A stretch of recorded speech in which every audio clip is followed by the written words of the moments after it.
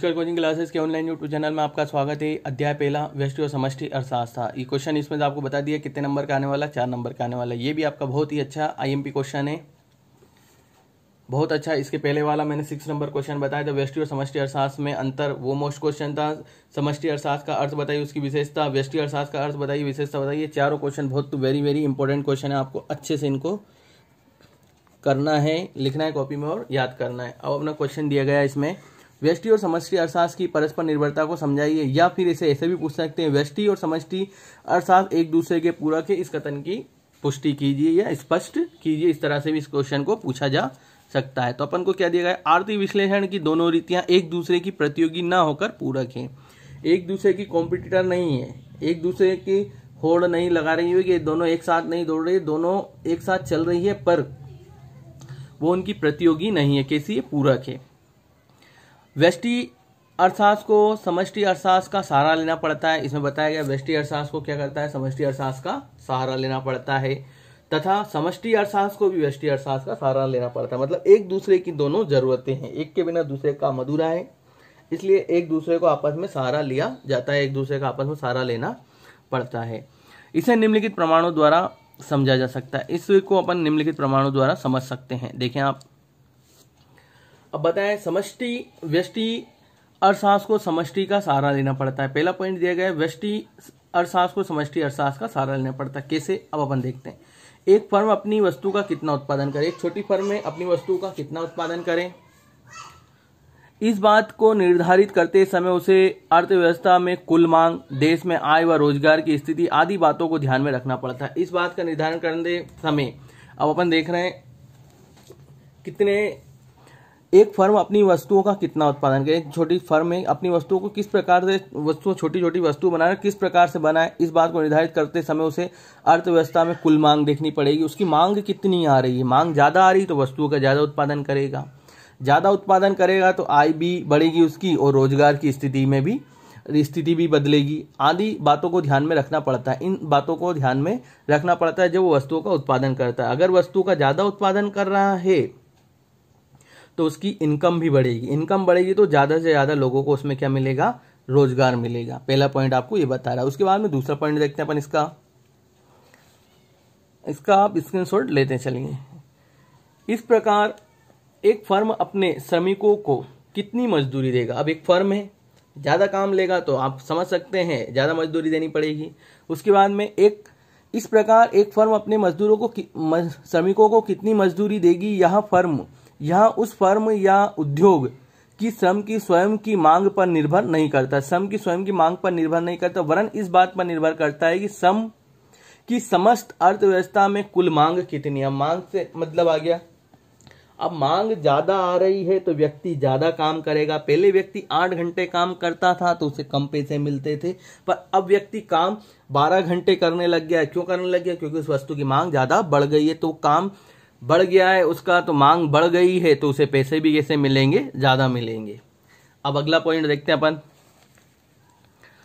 यहां से देखिए आप, समष्टि अर्थशास्त्र को व्यष्टि अर्थशास्त्र का सहारा लेना पड़ता है। अब अपन देख रहे हैं समष्टि अर्थशास्त्र को किसका, व्यष्टि अर्थशास्त्र का सहारा लेना पड़ता है। यदि समाज में सभी वस्तुओं की मांग में वृद्धि होती है, अब क्या कह रहे हैं अपन, समाज है जिसमें सभी वस्तुओं की मांग में वृद्धि होती है तो समानतः सभी फर्में अपने उत्पादन को भी बढ़ाएगी।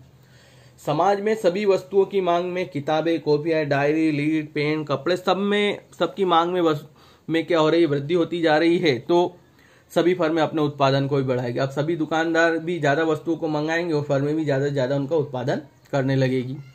परंतु जिन फर्मों का उत्पादन लागत वृद्धि के नियम के अंतर्गत हो रहा है, अब जिन फर्में हैं, कोई सी फर्में जिन फर्मों का उत्पादन लागत कैसी होगी, वृद्धि का नियम, जो वृद्धि का नियम लगता है उसके अनुसार हो रहा है, के अंतर्गत हो रहा है, तो वृद्धि के नियम के अनुसार हो रहा है तो हो रहा होगा तो उनके लिए उत्पादन बढ़ाना कैसा हो जाएगा, कठिन हो जाएगा। अब उनने कह दिया भैया हम इस साल में आपको 50,000 वस्तु ही दे सकते हैं, हमारे वृद्धि नियम के अनुसार चल रहा है, वृद्धि का नियम चल रहा है, 50,000 ही वस्तु दे सकते हैं, भले आपकी मांग 70,000 80,000 की, पर वो वस्तु आपको अगले साल ही आपकी खपत या आपकी मांग को पूरा किया जाएगा। पर वहां पे उस जगह पे कौन सा नियम लग रहा है, वृद्धि का नियम लग रहा है। उसके बाद में अपन यहां तक आप स्क्रीनशॉट ले लें, आगे देखते हैं अपन।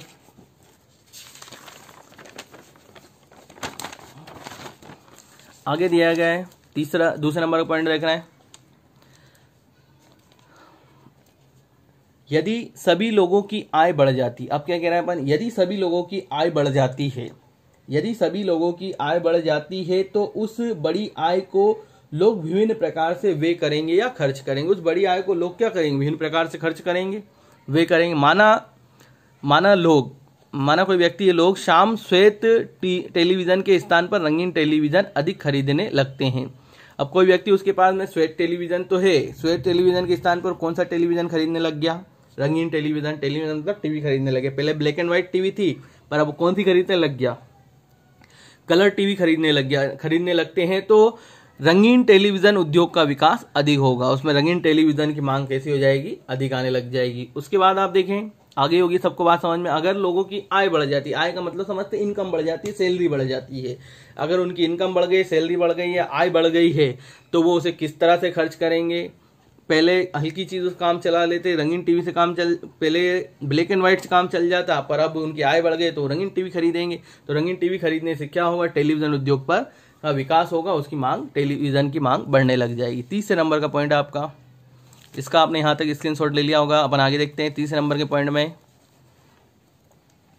यहाँ 30 नंबर का लास्ट पॉइंट है आपका, अर्थव्यवस्था वैयक्तिक इकाइयों द्वारा, संपूर्ण अर्थव्यवस्था वैयक्तिक इकाइयों द्वारा निर्मित होती है। वैयक्तिक इकाई मतलब पर्सनल इकाइयों, व्यक्तिगत इकाइयों द्वारा निर्मित होती है। संपूर्ण अर्थव्यवस्था के कार्यकरण को समझने के लिए वैयक्तिक इकाइयों तथा उनका पारस्परिक संबंधों का भी अध्ययन करना पड़ता है। उसके कार्यकरण को समझने के लिए वैयक्तिक इकाइयों, पर्सनल इकाइयों को भी समझना पड़ता है, उनका भी अध्ययन करना पड़ता है। अब अर्थव्यवस्था में प्रत्येक व्यक्ति का अध्ययन करके पता चलता है उन्हें कि एक दुकानदार है, उसे पता चल रहा है उन्हें एक एक व्यक्ति इतना सामान खरीद रहे हैं, तो उसका महीने भर में इतना सामान जाता है, साल भर में इतना जाता है। तो उसने एक एक व्यक्ति का अध्ययन किया है, वैयक्तिक इकाइयों का उसने अध्ययन किया है, द्वारा निर्मित होता है। संपूर्ण अर्थव्यवस्था के कार्यकरण को समझने के लिए वैयक्तिक इकाइयों, उनका पारस्परिक संबंधों का भी उसमें अध्ययन किया जाता है या करना पड़ता है। अतः निष्कर्ष के रूप में कहा जा सकता है कि अब अपन इसका निष्कर्ष निकाल रहे हैं, एक दूसरे के पूरक है या उस पर निर्भर रहते हैं, परस्पर निर्भरता है। अतः निष्कर्ष रूप में कहा जा सकता है कि व्यष्टि अर्थशास्त्र एवं समष्टि अर्थशास्त्र आर्थिक विश्लेषण की दोनों अलग अलग रीतियां हैं, परंतु रीतियां प्रतियोगी ना होकर कैसी है, परस्पर पूरक है। दोनों रीतियां आपस में कैसी होकर, प्रतियोगी ना होकर कैसी है, परस्पर पूरक है। अगर आपको वीडियो अच्छा लगा तो लाइक करें, सब्सक्राइब करें और अपने दोस्तों के साथ शेयर कीजिए। धन्यवाद।